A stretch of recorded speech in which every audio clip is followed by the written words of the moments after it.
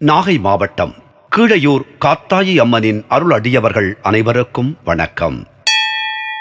இன்றும் என்றும் உங்களுக்கு மகிழ்வான செய்திகள் தொடர நெஞ்சம் நிறைந்த வாழ்த்துகள். மானிடர்கள் மற்றும் பிற உயிரினங்கள் வாழத் தேவையான பூமியை நிர்மாணித்துவிட்ட பிரம்மா அடுத்து எந்தெந்த தெய்வங்கள் எந்தெந்த நிலப்பரப்பில் சென்று தோன்ற வேண்டும் என்பதையும் முடிவு செய்ய வேண்டி இருந்தது. ஆத்மாக்களை பூமிக்கு அனுப்புவதற்கு முன் தெய்வங்களை பிரம்மா பல்வேறு வகைகளாக பிரித்து வைத்தார்.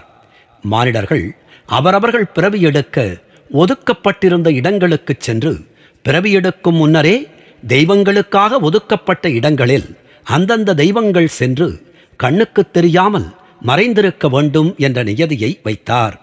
எந்த நிலையில் மக்கள் தெய்வங்களை புரிந்து கொள்ளும் அறிவாற்றலையும் நம்பிக்கையையும் பெறுவார்களோ அப்போது மட்டுமே அந்த தெய்வங்கள் தம்மை படிப்படியாக வெளிப்படுத்திக் கொள்ள வேண்டும் என்ற நியதியையும் ஏற்படுத்தினார். சுருக்கமாக கூறினால், மானிடர்களை நல்வழியில் கொண்டு சென்று அவர்களை தெய்வ நம்பிக்கை கொண்டவர்களாக மாற்றுவதற்காகவே பிரம்மா படைத்த அனைத்து தெய்வங்களும் பல்வேறு வகைகளாக பிரிக்கப்பட்டிருந்தன. பிரதான தெய்வங்களில் இருந்து ஏதோ ஒரு வடிவில் வெளிவந்த முதல் நிலை தெய்வங்கள் வழிபாட்டுத் தலங்கள் அல்லது ஆலயங்களில் சென்று குடியேறின. சுருக்கமாக கூறினால், அவை அனைத்துமே பிரதான தெய்வமான சிவசக்தியின் நிழல் உருவங்களே ஆகும்.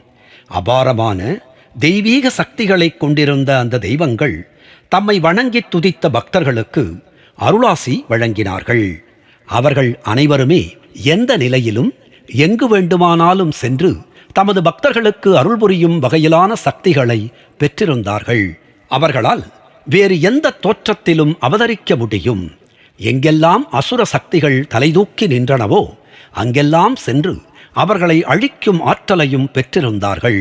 தமது நிலப்பரப்பில் மட்டுமல்லாமல் வேறு நிலப்பரப்பிலும் சென்று அசுர சக்திகளை அழிக்கும் ஆற்றலையும் அதிகாரத்தையும் பெற்றிருந்தார்கள்.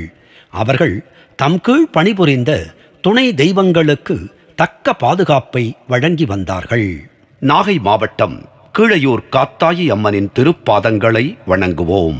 அவள் அணைப்பில் இருக்கும் குழந்தையாய் நாமும் இருப்போம். நாகை மாவட்டம் கீழையூர் காத்தாயி அம்மன் நம்மை காத்து அருளுவாள். நன்றி, வணக்கம்.